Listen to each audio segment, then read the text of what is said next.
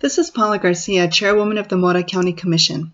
The purpose of this message is to inform the voters of Mora County on the status of the Mora County Complex and on the general obligation bond on the November general election ballot. The next phase of the project is the completion of the first floor, which will house all county government offices, as well as a shared court facility for both magistrate and district courts. The second floor would remain vacant for now until we can plan and fund a future phase. The shell of the Mora County Complex was completed in 2010 by the previous commission. For the past few years, Mora County has engaged a competent and experienced group of professionals to plan the completion of the project. Our goal has been to complete a phase of the project with enough space to provide for the basic functions of county government and our judiciary, within a reasonable budget. The total cost for construction of the next phase is $10.7 million, which includes planning, engineering, architectural design, and construction. Most of the funding for the project has been approved. The Administrative Office of the Courts, AOC, is the fiscal agent for the project. AOC provides oversight of the project, and they review and approve expenditures.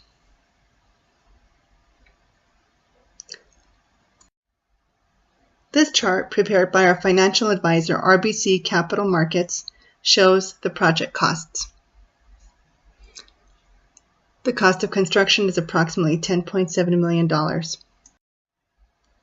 This chart provides more information with figures added for the cost of financing the project.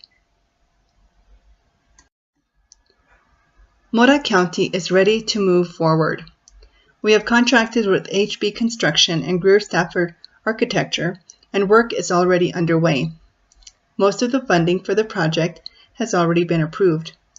The largest source of funding is from the courts. Mora County and the AOC have agreed to a 30-year lease, which will be used to finance a $5.2 million loan, which has been approved by a lender. Secondly, Mora County has enacted some gross receipts taxes, which will finance a $2.4 million loan, which has been approved by the New Mexico Finance Authority. Mora County has $1.9 million remaining in capital outlay funding from the state legislature. Lastly, Mora County is asking voters to consider a $1.765 million general obligation bond in the upcoming general election. Mora County wanted to ensure the structural integrity of the building before proceeding with build-out. For this reason, we spent the last 2 years conducting engineering studies on the building. The studies, which were Phase 1 and Phase 2 engineering assessments, were completed by Chavez-Greaves Consulting Engineers. The most important finding about the building is that build-out is feasible.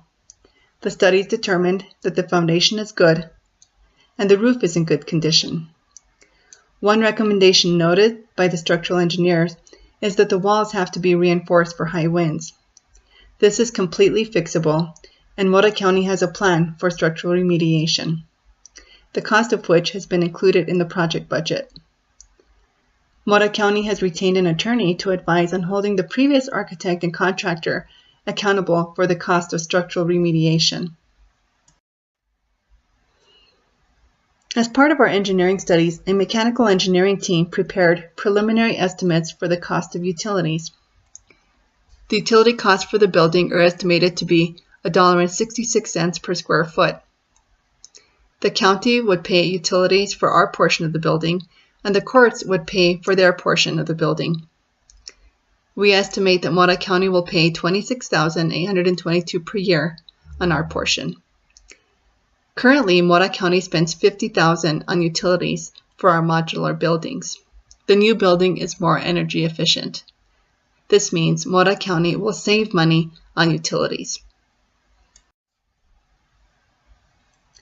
The general obligation bond would generate $1.765 million toward the budget for the next phase of the project.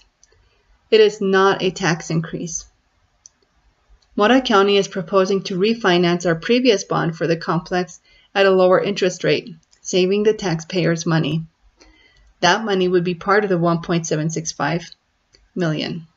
The term for the bond would also be extended.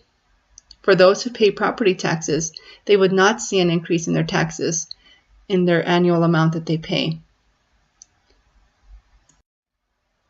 When the county collects property taxes from landowners, that money helps to fund county government, our schools, and community college. In addition, property taxes also help to fund bonds for statewide projects, county projects, and school projects. The county has only one bond, the bond for the county complex. On the issue proposed on the ballot, Mora County is proposing to refinance the old bond and extend the term to generate proceeds of $1.765 million. Bonds are how governments fund public works projects. It is important to note that the county debt service, or payments on the bond, make up only 10% of what is collected in property taxes. For example, if you pay $500 a year in property taxes, only $50 of that is going toward the county bond.